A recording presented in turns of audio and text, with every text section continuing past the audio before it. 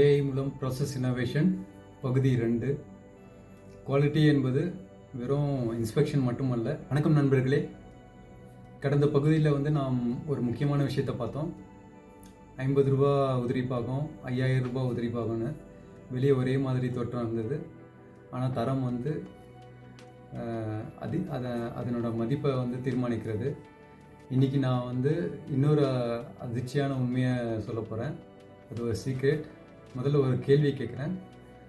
Quality எங்கே ஆரம்பிக்குது? பலர் சொல்லுவாங்க குவாலிட்டி டிபார்ட்மெண்ட்டில் ஆரம்பிக்குதுன்னுவாங்க. சிலர் இன்ஸ்பெக்ஷனில் ஆரம்பிக்குதுன்னு சொல்லுவாங்க. இன்னும் பலர் சொல்லுவாங்க ப்ராசஸ் முடிந்த பிறகு தான் குவாலிட்டி ஆரம்பிக்குதுன்னுவாங்க. ஆனால் எல்லா விஷயமே தவறான ஒரு விஷயம். இப்போது இன்றைய உலகம் முழுவதும் கோடிக்கணக்கான ரூபாய் இழப்பை உருவாக்குது. ஒரு தவறான நம்பிக்கையோட வைக்க போகிறேன். அது என்னென்னா, இன்ஸ்பெக்ஷன் தரத்தை உருவாக்குன்னு சொல்கிறாங்க. அது முற்றிலும் தவறான விஷயம். இன்ஸ்பெக்ஷன் என்பது பிரச்சனையை கண்டுபிடிக்கிறது மட்டும் இல்லை. குவாலிட்டி என்பது பிரச்சனை வராமல் தடுக்கிறது தான் குவாலிட்டி. ஒரு மருத்துவமனையை உதாரணத்துக்கு எடுத்துக்கலாம்.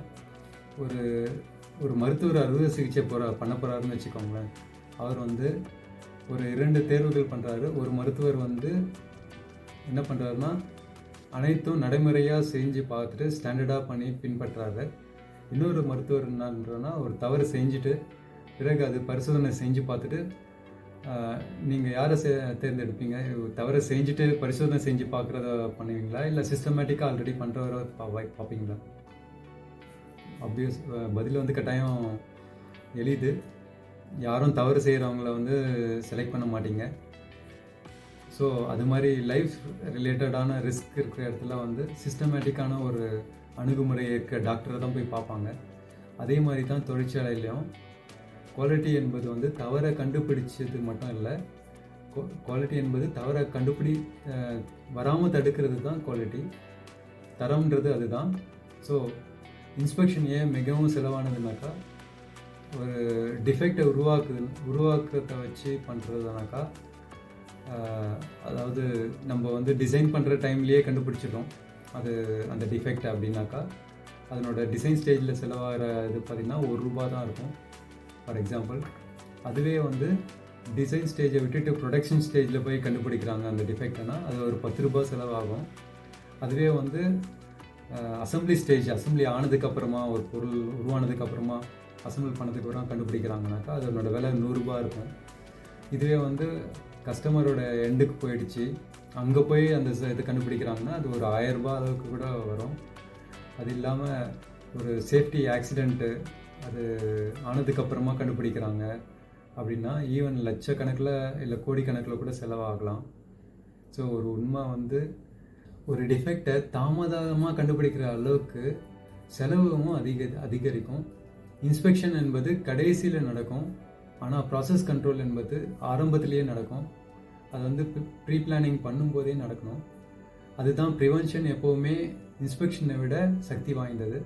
நீங்கள் குவாலிட்டியில் ஐஸ் கோபுரம்னு ஒன்று பார்த்துருப்பீங்க. அதில் மேலே வர ஒரு பனிக்கட்டி நினச்சி பாருங்கள். மேலே தெரிகிற விஷயம் கீழே இருக்கிறது மறைமுகமான குவாலிட்டி ப்ராப்ளம்.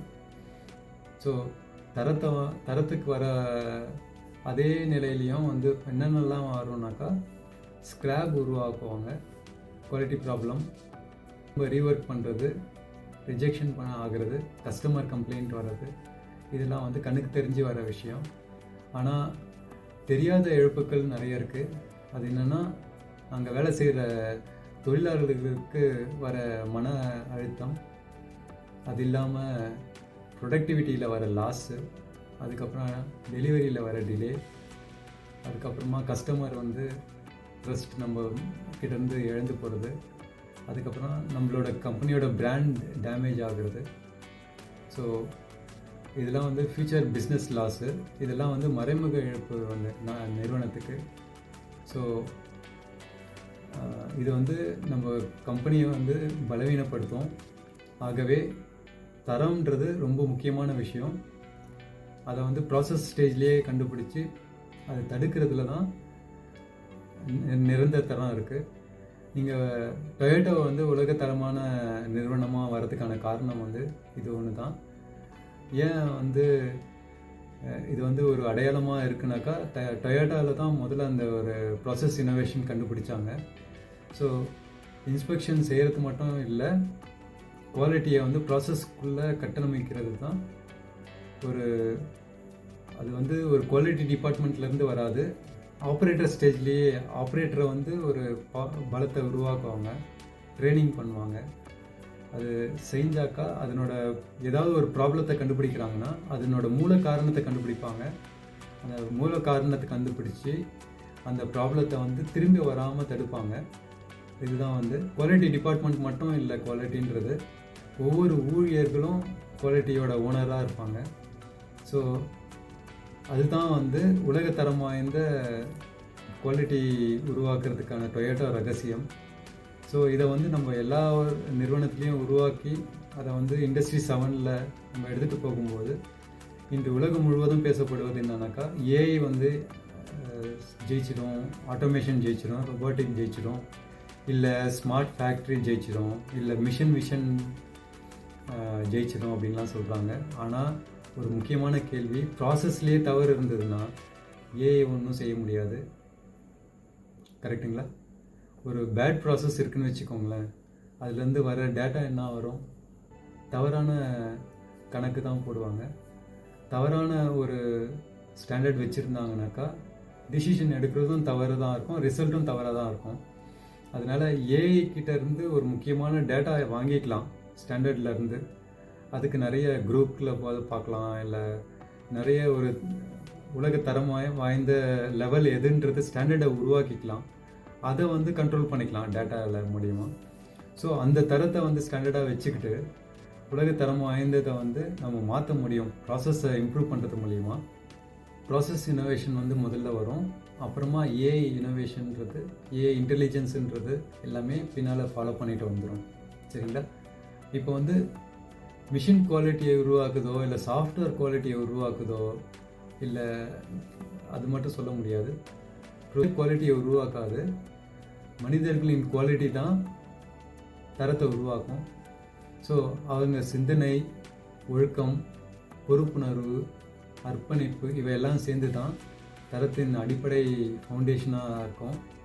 ஸோ ஒரு நிறுவனம் தரமான ஹேபிட்டை உருவாக்குறாங்கன்னா எக்ஸலண்ட் ப்ரிடிக்டபிலிட்டி ஆகிடுது. ஸோ எக்ஸலன்ஸுன்றது எப்படின்னாக்கா, அது தரம் வந்து அங்கே வேலை செய்கிற மனிதர்களின் பொறுப்புணர்வு மற்றும் டிசிப்ளின்னால தான் உருவாகுது. ஹைலைட் இந்தியா வந்து ஏன் மாணவர்களை ஆரம்பித்தோம்னாக்கா, அவங்க வந்து பள்ளி பருவத்திலேயே வந்து இந்த டிசிப்ளினை கற்றுக்கிட்டாங்கனாக்கா, இல்லை கல்லூரி மாணவர்களை வந்து கற்றுக்குறாங்க, இல்லை இண்டஸ்ட்ரியல் கார்ப்பரேட் நிறுவனத்தில் வந்து லீடர்ஸ்க்கு சொல்லிக் கொடுக்குறோம். இந்த குவாலிட்டி திங்கிங்கிறது அந்த ஸ்டேஜ்லேயே நம்ம ட்ரைனிங் கொடுத்துட்டோம்னாக்கா அது ஒரு விதையாக மாறி ஒவ்வொரு தொழிற்சாலைக்கும் அது ஒரு ஃபவுண்டேஷனாக மாறும். ஸோ ஒரு குவாலிட்டி மைண்ட் செட்டில் இருந்து தான் வளருது. அது குவாலிட்டி விதைகள் வந்து குழந்தை பருவத்திலேயே விதிக்கப்பட வேண்டும். அது வந்து ஒரு முக்கியமான வீடியோவில் வந்து நம்ம ஒரு வரியை மட்டும் ஞாபகம் வச்சுக்கோங்க. இன்ஸ்பெக்ஷன் தரத்தை உருவாக்காது, ப்ராசஸ் இம்ப்ரூவ்மெண்ட் மட்டும்தான் ஒரு தரத்தை உருவாக்கும். இன்ஸ்பெக்ஷன் என்பது டிஃபெக்டை மட்டும்தான் கண்டுபிடிக்கும், பட் ப்ராசஸ் இன்னோவேஷன் என்பது டிஃபெக்டை வந்து வராமல் தடுத்துரும். ஸோ எதிர்காலத்தில் வெற்றி பெறும் நிறுவனங்கள் வந்து பிரச்சனைகளை சரி செய்வதில் நேரத்தை செலவிடாது, பிரச்சனைகள் வராமல் தடுக்கிறதுல தான் நேரத்தை செலவிடணும். அடுத்த பதிவில் நம்ம பார்க்க போகிறது என்னென்னா, நல்ல மனிதர்கள் இருந்தும் ஏன் நல்ல நிறுவனங்கள் தோல்வி அடையுதுன்றதை பற்றி பார்க்கலாம். இந்த ஒரு படம் தான் பல நிறுவனங்களுக்கு எதிர்காலத்தை மாற்றும். அதுவரை தொடர்ந்து கற்றுக்கொள்ளுங்கள், தொடர்ந்து புதுமை செய்யுங்கள், தொடர்ந்து மேம்படுங்கள். நினைவில் கொள்ளுங்கள், குவாலிட்டி என்பது இன்ஸ்பெக்ஷன் இல்லை, குவாலிட்டி என்பது ஒரு கல்ச்சர் தான். நன்றி.